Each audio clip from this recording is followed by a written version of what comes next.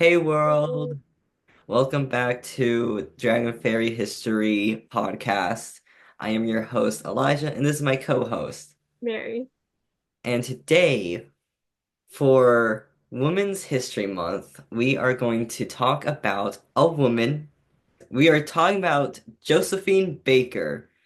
And since we didn't talk about anyone for Black History Month, we are talking about a black woman today to make up for that.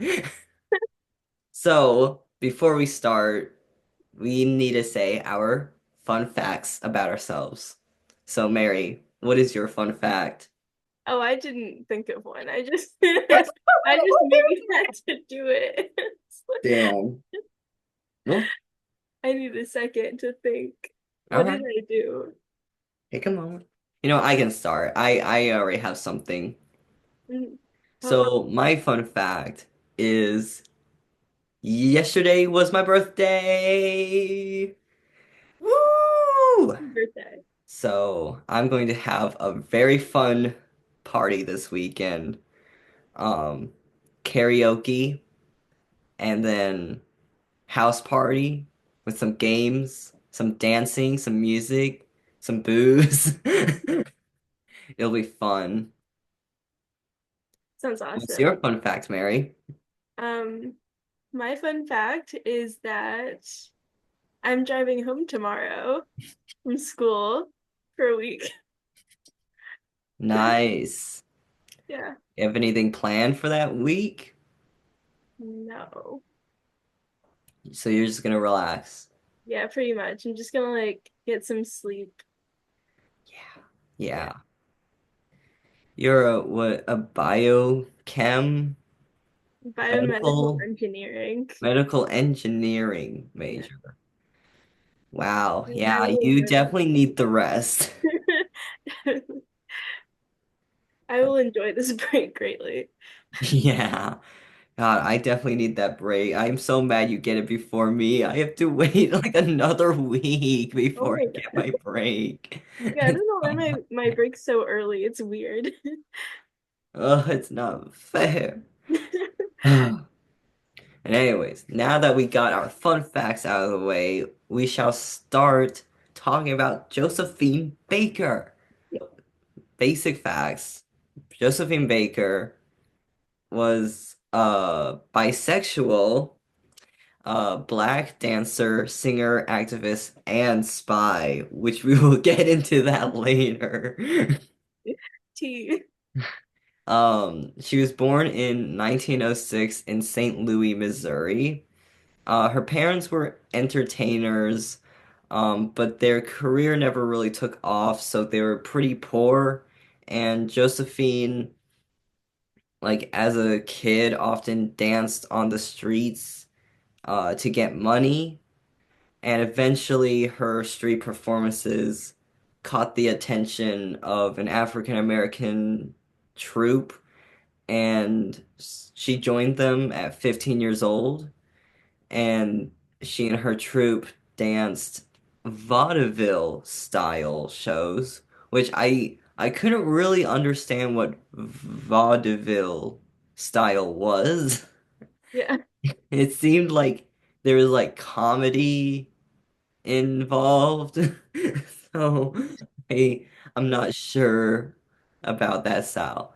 But she was definitely a big part of like the jazz age and like the Harlem Renaissance in New York City. Um and although her audiences were mostly white, her performances had African themes and styles to it. And then a few years later, her fame took her to Paris. She went to Paris and she remained in France for like a good majority of her life. Um, and in France, she didn't experience much discrimination or segregation, which is cool. That's pretty nice. Here's a fun fact. She Taking was my She was the first black woman in a French film, in 1927 called Siren of the Tropics. That's so cool. And she was like I guess what people know her for is like her performance with Banana Skirt. It's like when you look her up, it's like the first picture that comes up is just Yeah, her in that banana skirt. Because it was so risque and like sexual for the and times. for the time, yeah, for like the 1920s, Yeah. definitely. Oh no, you're showing an ankle. Oh, they were showing more. Dude, oh my God. Back in the 20s, like have skirts like went up to like the knees and that was known for being scandalous. Like Wow. it was crazy. It was crazy. I But don't know, don't catch me looking at a girl's knees. oh my, those knees. Those knees are just getting me wild. Yeah. But do you have any comments, questions about like the first part of her life? No, I feel like that was all pretty straightforward. Yeah. Pretty good. Um, because her life gets pretty crazy during World War II Mhm. because while she's in France, the Nazis invaded France, and when this happened, Josephine became a spy for the French military. And how she did this was she would perform in front of the enemy, like do performances, and she would like gather secrets she heard from her performances. And then she would write like the enemy secrets on music, like sheet music, in invisible ink, so you wouldn't see them. You wouldn't see her notes, and she would like send that to the French military. That's crazy. Good for her. Pretty awesome. Yeah, that's pretty epic. Yeah. Like this woman can dance, sing, and spy. Like Wow, she can do do everything. espionage. It's pretty, she's multifaceted for sure. So I really liked learning about that. That was really fun. But then after the war, Josephine returned to the US, which was really hard for her because, like I said before, there wasn't much discrimination and segregation laws in France. So, it was a bit of a culture shock for her coming back to the US. Um, because she had to confront segregation and discrimination and um she refused to perform in segregated audiences, so that's like her way of like um boycotting and being an activist. And then in 1963 she was one of the few women allowed to speak at the March on Washington for Jobs and Freedom. Good for Excuse me. her. Because they don't like non-white people in America, even today. Yeah, yeah, definitely. Um, but I found a really good quote of hers in her speech at the March on Washington. She said, "You know, friends, that I do not lie to you when I tell you I have walked into the palaces of kings and queens and into the houses of presidents and much more. But I could not walk into a hotel in America and get a cup of coffee, and that made me mad." And I really like this quote because it just shows how like as a performer she's had access to like luxurious things and or like she's had access to people and places, but like like especially in America at that time, like the segregation was so unjust and unfair, and yeah, it just really showed like her experience. And in the 70s, see, the last part of her life was kind of kind of wild, honestly, because in the 70s, um her personal life provided evidence of her fight against racial injustice because um Josephine adopted 13 kids Oh, I from did read about that. from various countries. And she took her kids on the road to show people that um people from different races and cultures can love each other and get along with each other. And then she passed away like in 1975. That's such a beautiful message, though. With her Yeah. 13 kids, that is a lot.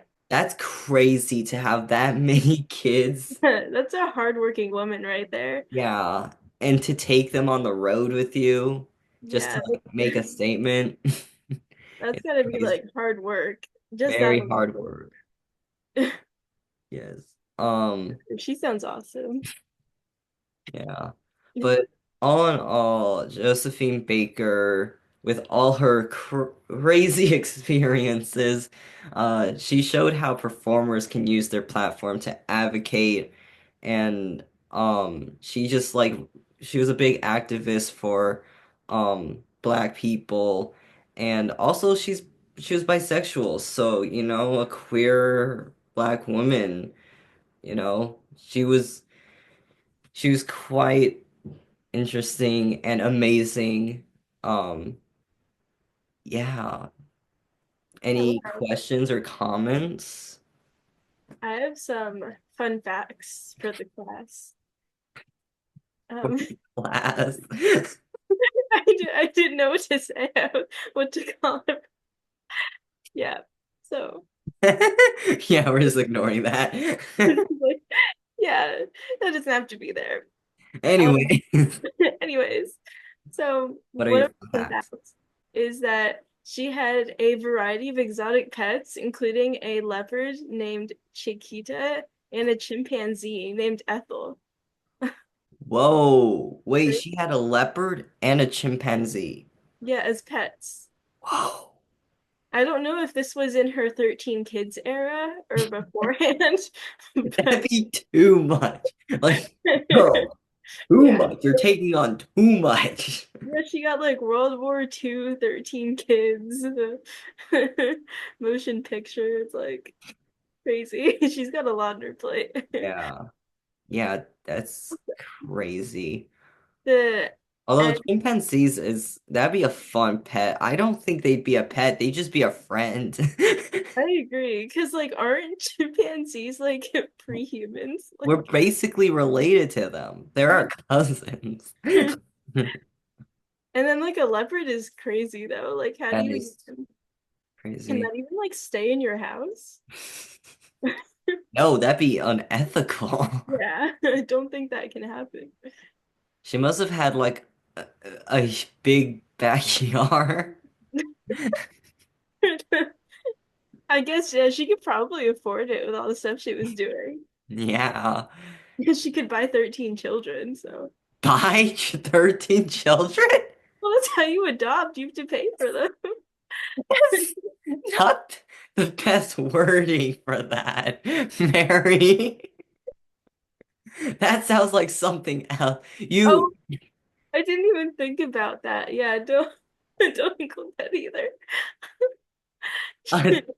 There's a reason we say adopt. Yeah. We say All right, that, adoption. that sounds very different because it is different. Yeah. It's very different. Yeah. He very ethically took in 13 children for a good cause. And I'm very happy for her. Um, Oh my goodness. and also another fun fact is that the NAACP named May 20th as Josephine Baker Day. Wait, wait, can you repeat that? I completely blanked. Oh, May 20th. May 20th is Josephine Baker Day. Yeah, she has her whole day. That is amazing. She deserves it. She does, she does. She went through so much. I'm glad she has her own day. I wonder if it happened before or after she died. Like that'd be pretty cool being alive and like the world just has like a day for you. Usually that happens when after the person dies. Oh, I remember something crazy. She had like multiple husbands. Like at the same time No, or no, no, no. Like no. she married many times. Okay, I see.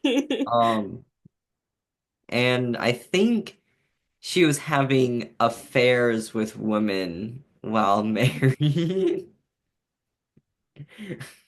She was just like discovering herself, I assume. She's just messing around. But her first husband, I think she married her because she met her first husband in the troop I was talking about earlier. And because she was 15 at the time, and it said that she married him at 15. And how old was this man? I don't know. I think I need to fact I check. need to know if he was like Wait, 45. wait. Josephine Baker. Wait, hold on. Willie Wells was her first husband, an American Pullman porter that she married in 1919 when she was 13 years old. 13. And then she got divorced at 14 and got married at 15. It's kind of crazy. It's like middle school Hey, age. wait, no, she married him at 13, divorced shortly after, in the same year, like in the same year they divorced. Wow. Wait, how old was he? I don't, hold I need to know. on. Wait, Willie, Willie Wells. Okay, I found something on Okay. like issue.com. I don't know what this is, but it said that Josephine first had sex at 12 years old, then dropped out of school, hardly able to read or write, and then married Willie Wells the next year, a 26-year-old steel worker. 6. That's just 26. that's insane. That is, oh my 26? Like God. I can't even imagine like that's so illegal. Was it not illegal back then? I think it was. I guess it wasn't too bad if they got legally married. I mean, it was illegal. Interracial marriage was illegal. True, yeah. Interracial, that's crazy. Interracial marriage was illegal, but 26-year-olds could marry 13-year-olds. I love I America. don't think any of this was legal. I don't know how this Wait. happened. Oh, none of it was legal. Because I don't think it was ever, that doesn't make sense. Wait, I just can't understand how like a 26-year-old could like a child. That's just so like gross. Very gross. Very gross. Her birth name was Frida Josephine McDonald. And then she Josephine got Baker. rid of her first name and just kept Josephine. And then took her husband's name and kept Baker. It's very like Americanized, like Frida McDonald, and then became Josephine Baker. Such like a basic American name. Yeah.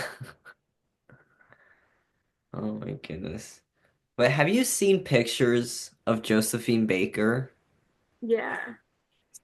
She is like so beautiful. Yeah, she's so pretty. I don't know why, but like even with like the like if you see her in the 1920s, like even though she's wearing different clothes, she her face, I don't know if this makes sense, but her face looks modern. Like her face looks like I could see her on the street. Like I could see her like right outside. I could see her at my school.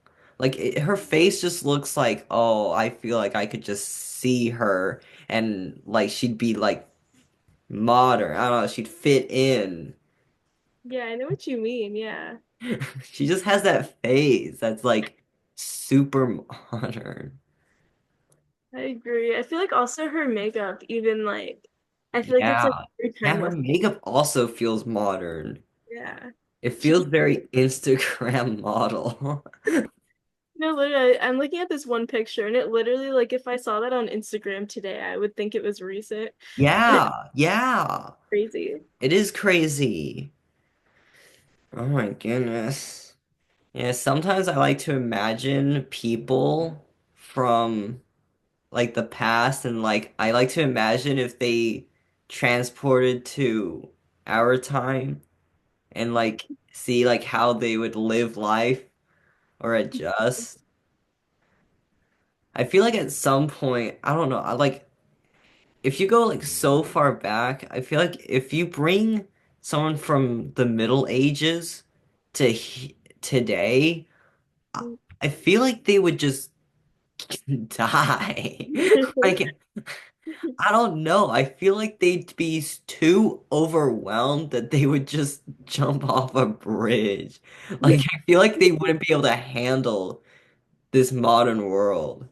No, I agree. Like my grandma, she's like 98 and she has like a flip phone. Like she hates like Apple and like touch screens and stuff. Like so like and she's like progressed in like the modern times. Like somebody who just like jumped from then to now, I feel like would just be like it'd be too much.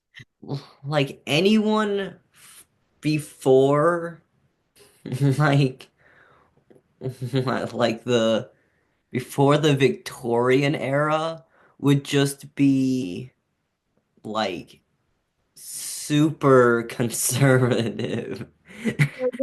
Like I mean the older population is the most conservative ones because they like they grew up Yeah, in like but I feel like I times. don't know. See, then I start to think, would they actually be conservative? Because like if you take like a man, like rich man, not poor man, like if you take a rich man from like the 1700s, like because he'd be dressed all like drag, right? He'd be basically wearing drag. And I feel like, I don't know, I feel like a typical straight man from the 1700s would like look at men today and be like, pussy. Like, oh, this alpha male, he's a pussy because he can't wear jewelry, like, or makeup. Like, because that was how it was back then. Like, what made you manly was like, it was really the wealth that made you manly. Like, showing, like, your big wig, your big, colorful, decorative outfit, like all these things that like we associate with drag was actually like a sign of like wealth for men. And that was like peak masculinity because you were just like a rich man. Well, on that topic, I think, correct me if I'm wrong, but I think JD Vance used to do drag, like the vice president. And like now he's like super homophobic. It's just kind of funny. Wait, I don't know anything about uh Vance. I need to look this guy up. Yeah, I need to know if he's the one that did drag. I know it was some like uber like Republican man got caught doing drag in like the old days. And I was like, what? Dude, I feel like something happened to him. I think he got some sort of trauma from it. Like I feel like he just got bullied out of. See, I feel like a lot of people just get bullied into being conservative. Oh yeah, wait. It's like when like you like dip your toes into something like gay And then you get bullied for it, and then you're like, oh, you know what? This sucks. I'm gonna be hella homophobic now. Because This was the homophobic vice president back in the day, a okay. little drag queen. Oh my God. That's a wig? Yeah, it's a blonde wig, and he's wearing a dress and a necklace. Okay, I couldn't see the photo that Yeah, way. the thing is like in the way. But, but yeah, JD Vance was a drag queen, but now he hates on them. That's crazy. See, it's about projection. It's all about projecting Yeah. your own trauma.